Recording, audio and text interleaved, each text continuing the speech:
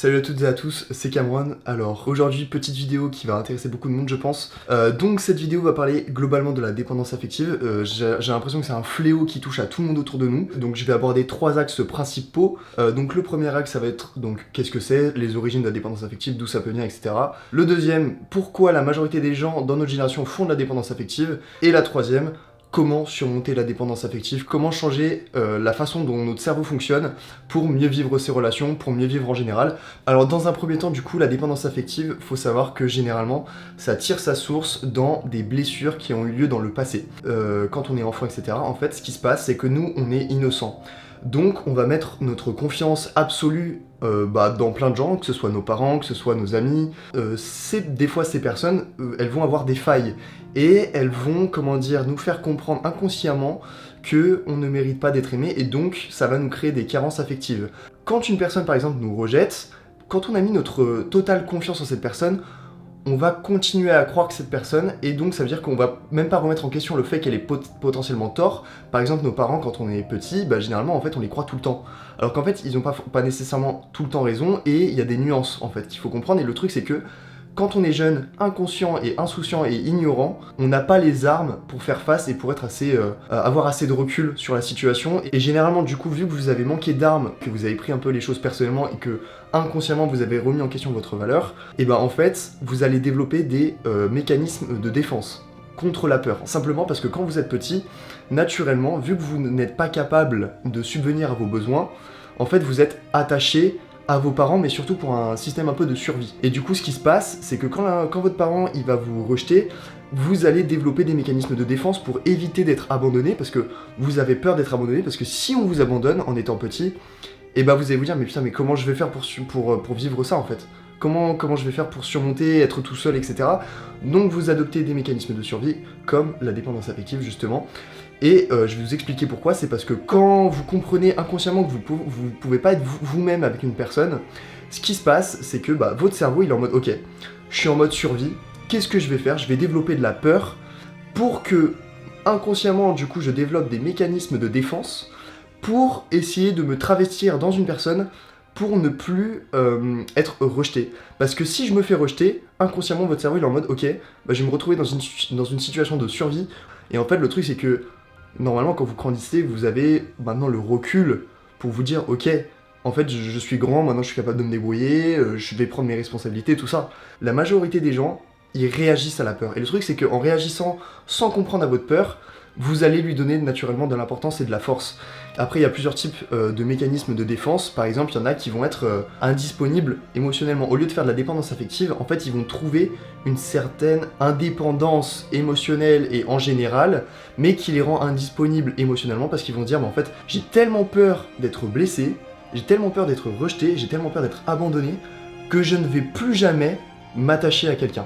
En fait, c'est terrible parce qu'en fait, la dépendance qui vous fait souffrir, c'est justement la dépendance affective, dans le sens où en gros, c'est un cercle vicieux, où plus vous rentrez dans la peur, plus vous vous attachez à la personne, mais de façon non saine, et vous allez de plus en plus vous attacher pour retrouver une sécurité affective. En fait, la dépendance affective, qu'est-ce que c'est ? C'est ce truc d'être en mode, ok, j'ai peur d'être abandonné, d'être rejeté, etc. Donc qu'est-ce que je vais faire ? Je vais un peu me travestir dans une personne, enfin entre guillemets, et pour ça, en gros, je vais mettre ma responsabilité affective sur quelqu'un d'autre. Et à chaque fois qu'elle va me rejeter, et à chaque fois que je vais avoir peur d'être rejeté, je vais encore plus me travestir et encore plus avoir envie d'être attaché à cette personne pour éviter pour retrouver une sécurité affective. Et le truc c'est que plus vous rentrez dans ce schéma-là, plus vous allez avoir peur et plus vous allez rentrer encore plus dans ce cercle vicieux et vous allez descendre très bas jusqu'au moment où ça craque. Et justement, soit vous faites comme moi par exemple de l'anxiété généralisée ou ce genre de choses, jusqu'à où par exemple ce que la relation se termine. Et dans ce cas-là, en fait, vous finissez dans des états qui sont pas possibles parce que vous avez l'impression que tout votre monde s'écroule. En fait, il faut comprendre qu'une relation c'est toujours un plus. L'amour c'est une relation de confiance. Et si vous n'avez pas confiance en vous et en la personne, ce qui d'ailleurs est également une conséquence de la dépendance affective, c'est de perdre confiance en vous. Vous allez avoir du mal à sentir un peu cette sérénité en vous et cette confiance en vous et cette confiance en l'autre. Je vais aborder du coup le pourquoi est-ce qu'on fait de la dépendance affective. Alors je pense que dans le contexte historique, il y a déjà un problème, c'est que dans les générations passées, en fait, les enfances ont été un peu bâclés, dans le sens où, avant c'était la guerre, avant il y avait d'autres problématiques bien plus importantes, éduquaient leurs enfants un peu à la dure. Mais d'un côté, c'était bien parce que du coup, après quand ils grandissaient, finalement en fait, leurs parents les avaient pas maltraités pour rien parce qu'en fait c'était pour leur bien.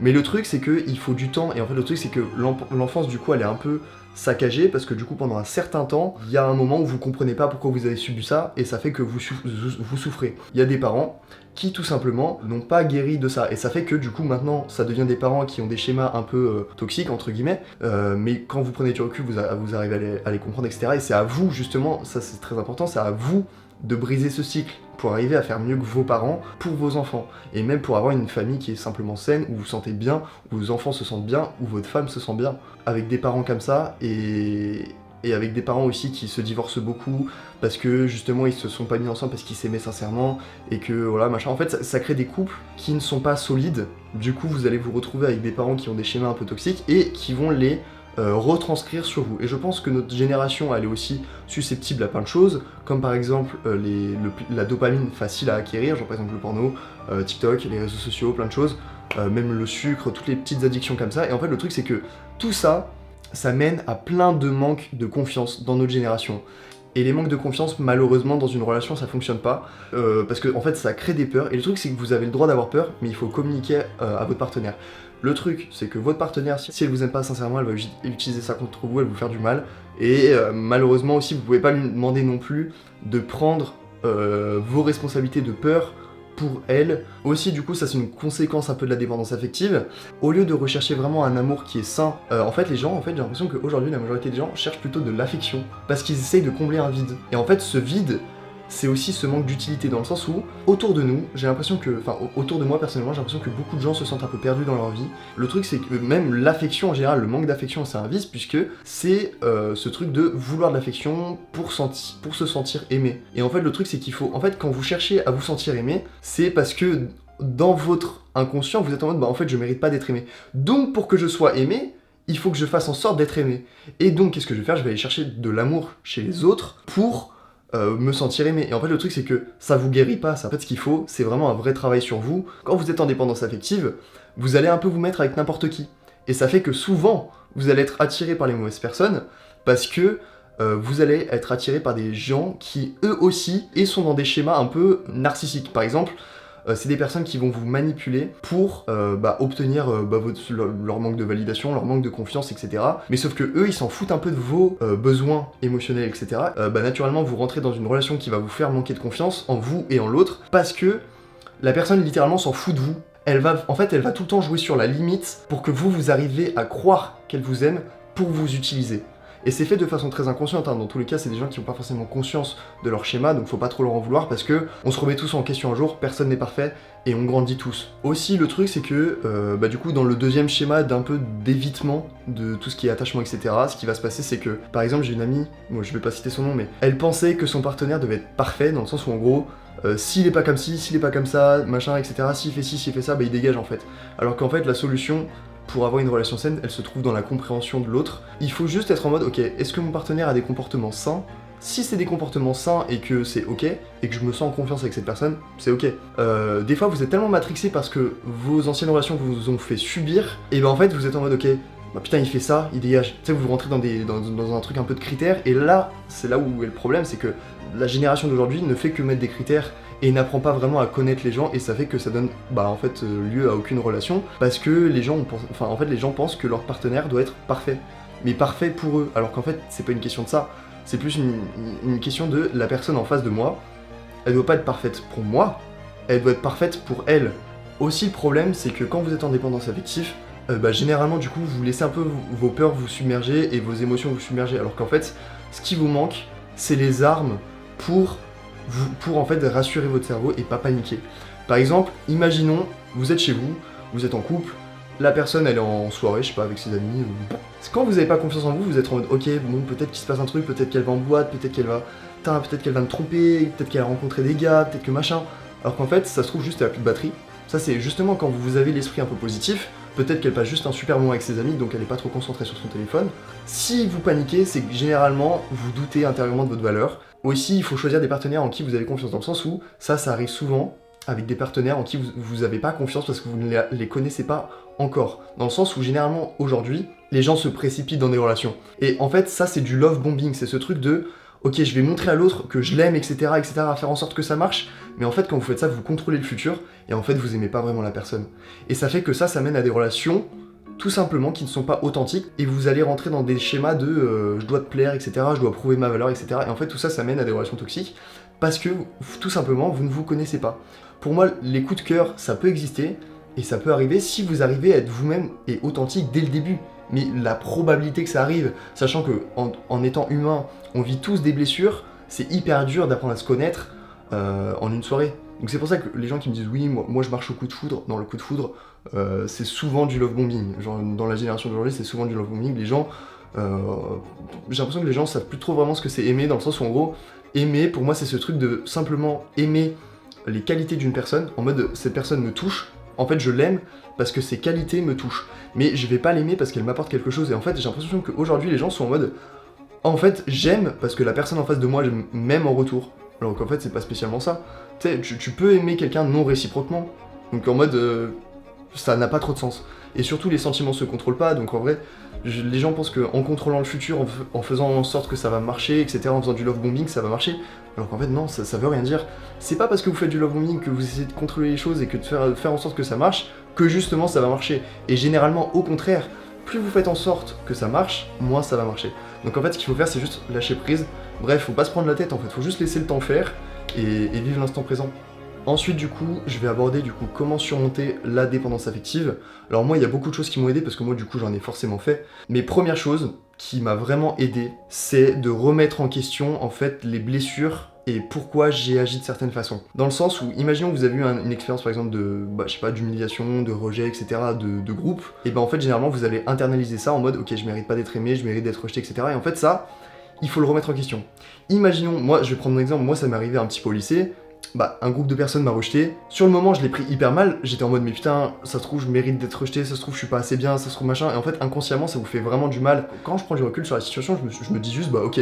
En fait, c'est juste l'adolescence. C'est des gens qui n'ont pas forcément conscience du mal qu'ils font, ils veulent se sentir supérieurs, on est dans une période de construction de soi-même et de sa propre confiance, et donc ça fait que, forcément, ça donne lieu à des comportements comme ça qui sont mauvais. En fait, je vais mettre ça sur la faute de l'ignorance et sur la faute de l'adolescence, et puis voilà, et puis je passe à autre chose. Quand tu comprends qu'ils n'ont pas vraiment fait ça contre toi pour te nuire vraiment directement, tu comprends que, en fait, tu méritais pas d'être traité comme ça. Et en fait, le truc, c'est ça le problème, c'est que quand t'as ce genre d'événement qui t'arrive, et que tu internalises le truc et tu penses que tu mérites d'être traité comme ça, tu vas naturellement attirer des amis ou des partenaires qui te traitent de cette façon parce que tu penses que tu mérites d'être traité comme ça. Ensuite, du coup, ce qui est important pour guérir tout ce qui est dépendance affective, c'est de comprendre sa peur. Avoir conscience déjà de... En fait, généralement, quand vous avez peur, c'est que généralement, soit vous manquez de confiance en vous, soit vous manquez de confiance en l'autre. Et en fait, ce qu'il faut, c'est trouver d'où vient le problème. Si vous manquez de confiance en vous, alors dans ce cas-là, c'est à vous de travailler sur vous et d'être en mode ok, il faut que je mérite d'être aimé, il faut que je pense à tout ça, il faut que j'arrive à m'ancrer le truc et d'être en mode ok, à reconstruire un peu ma mentalité de façon positive pour avoir des relations saines. Si vous pensez que ça vient de l'autre et que vous manquez de confiance en l'autre, alors dans ce cas-là, ce qu'il faut faire, c'est se dire ok, est-ce que j'ai des raisons de penser que cette personne est mauvaise ou malsaine pour moi? Écrire ça sur un papier de façon très rationnelle en mode ok, qu'est-ce qu'elle fait qui me dérange? Pourquoi ça me dérange? Etc. Est-ce qu'elle a vraiment fait des actes qui sont contradictoire à une question de confiance, et si vous vous rendez compte que oui, alors dans ce cas-là, ce qu'il faut faire malheureusement, c'est potentiellement prendre la décision de quitter la relation. Quand vous êtes en dépendance affective, comme je vous l'ai dit, vous mettez souvent avec des partenaires qui sont pas forcément dignes de confiance, parce que vous vous précipitez dans la relation. Donc ce qu'il faut faire, c'est attendre d'avoir confiance en quelqu'un pour se mettre avec cette personne. Si vous n'avez pas confiance, ça sert à rien de se mettre avec elle, vous allez juste paniquer toute la relation, et ça va être une relation toxique parce que vous êtes dans le contrôle, etc. Aussi, ce qui peut vous aider potentiellement à moins réagir à la peur, parce qu'en fait la dépendance affective c'est ça, c'est que quand vous allez flipper, vous allez réagir à la peur et être en mode ok, potentiellement lui envoyer un message pour être rassuré, etc. Alors que oui, d'un côté ça peut être bénéfique, mais le truc c'est que généralement quand le problème vient de vous, vous êtes un peu comme une passoire à réassurance, dans le sens où en gros, la personne va vous rassurer sur le moment, et vous êtes en mode ok ça va, et après genre peut-être 5-10 minutes après vous êtes en mode ok putain de nouveau il faut qu'elle me rassure, etc., je me sens pas bien. Et en fait tout ça vient des manques de confiance comme je vous l'ai dit, et donc il faut que vous travaillez sur vous, et pour ça ce qui peut marcher c'est tout simplement, en fait quand vous avez peur, simplement observez votre peur. Ne réagissez pas à la peur, vous laissez la peur vous traverser, et vous êtes en mode ok, elle me traverse. Qu'est-ce qui se passe? Rien. En fait, c'est comme quand vous sautez d'un plongeoir, en fait. Au début, vous avez peur, et une fois que vous avez sauté, vous dites, oh, mais en fait, c'est bon, c'était facile. Et dans ce cas-là, en fait, vous prouvez à votre cerveau qu'en fait, après la peur, il se passe pas forcément quelque chose. Parce que dans le futur, on vous a fait croire qu'il allait forcément se passer quelque chose quand vous aviez peur, alors qu'en fait, pas du tout. Des fois, juste la peur, c'est quelque chose qui est irrationnel. Je sais que c'est très difficile, mais il faut apprendre à être dans cet état d'esprit parce que ça va vous apporter vraiment une sérénité intérieure dans vos relations et même avec vous-même en étant seul. Aussi, l'étape très importante pour guérir de la dépendance affective, ça va être d'apprendre à vous aimer. Apprendre à être empathique et bienveillant avec vous-même et avec les autres. Dans le sens où quand vous vous aimez, en fait, vous allez tellement devenir vous-même et vous accepter comme vous êtes, vous allez être un peu en mode, ok, bah j'accepte que les autres soient dans l'ignorance, donc au pire, si les personnes n'agissent pas comme je veux, c'est pas grave, peut-être qu'elles changeront plus tard, et vous serez en mode ok, si elles changent tant mieux, si elles changent pas, bah tant pis. Mais en fait, il faut que, par contre, quand vous vous mettez dans une relation, vous ne soyez pas en mode ok, je veux que cette personne change. Il faut que vous directement vous dites ok, déjà j'ai des sentiments, deuxièmement j'ai confiance en cette personne, et troisièmement, bah potentiellement cette personne, je la trouve belle, je la valorise et je l'idéalise. Et donc ce qu'il faut faire, c'est ne jamais chercher à être parfait, et ne jamais chercher un partenaire qui est parfait. Il faut simplement, en fait de toute façon, votre cœur vous le fera savoir quand c'est la bonne, c'est que vous allez développer naturellement des sentiments, sans même essayer de contrôler les choses, dans le sens où, ça c'est un événement qui va vous faire changer et qui moi m'a fait changer, c'est de tomber sur une fille qui de base je trouvais pas nécessairement belle et qui en fait au fur et à mesure, en fait j'ai développé des sentiments et là je me suis dit mais what the fuck. Depuis le début j'ai même pas fait en sorte que les choses fonctionnent, je la trouvais pas spécialement belle et en fait j'ai développé des sentiments quand même. Et c'est là où tu te rends compte qu'en fait les sentiments c'est pas quelque chose que tu peux contrôler, donc ça sert à rien d'essayer de faire en sorte que ça marche, etc. Même quand une personne vous plaît, vous pouvez la trouver belle, mais ça sert à rien de la sexualiser, de faire en sorte que ça fonctionne, machin, etc. Parce qu'en fait, dans tous les cas, ça changera rien. Et donc aussi, dernier point, qui est très important, ça j'insiste, c'est d'accepter que vous allez potentiellement finir votre vie seul. Et ça va vous faire flipper derrière la caméra, je vous vois là avec le petit pincement au cœur en mode putain, ça me fait flipper. Parce que moi, quand j'ai imaginé ça m'a fait flipper. Et après, je me suis dit, mais attends, quand vous faites ça, ce qui est bien, c'est que du coup, vous forcez à prendre l'entière responsabilité affective et de votre vie en général et de votre propre bonheur. Et ce qui est bien, c'est que du coup, ça va vous forcer à vous visualiser, en fait, à visualiser votre futur en étant seul et être en mode, ok, je vais prendre l'entière responsabilité de ça et je vais me rendre heureux. Et ça je pense que c'est vraiment un truc qui m'a fait vraiment switcher de mentalité parce que je me suis dit, mais en fait, je suis capable de me rendre heureux tout seul. En fait, c'est bien parce que du coup, vous allez forcément voir vos relations comme un plus maintenant, parce que vous êtes en mode, en fait, vous allez plus voir la fin de votre vie en étant avec quelqu'un, alors qu'en fait, faut accepter cette possibilité d'être en mode, ok, je peux finir ma vie seule, que je la finisse seule ou avec quelqu'un, ça changera rien, dans tous les cas, je ferai les choses pour me rendre heureux, et je veux du bonheur pour moi. Et pour ça, moi, par exemple, ce que ça m'a fait, c'est que je me suis dit, mais en fait, je me suis rendu compte que en fait, tout ce que je faisais là autour de moi, ça a jamais été pour mon propre bonheur. En fait, si, mais je le faisais pas vraiment avec du sens. Et maintenant, quand j'y réfléchis, en fait, tout ce que je fais, en fait, je le fais parce que je me vois heureux dans 6-8 ans avec une certaine situation. Donc voilà, je crois que j'ai été assez complet, j'ai essayé de pas trop me perdre. Je sais que dans ma dernière vidéo, on m'a dit que je m'étais un peu perdu, etc. sur certains sujets. C'est tout ce que j'avais à dire pour aujourd'hui. N'hésitez pas à aller me follow donc sur les différents réseaux sociaux, donc Instagram, TikTok, et me follow directement ici sur YouTube. Si jamais vous avez aimé, n'hésitez pas à laisser un like également. Et je vous souhaite une bonne fin de journée. Prenez soin de vous, c'était Cameron.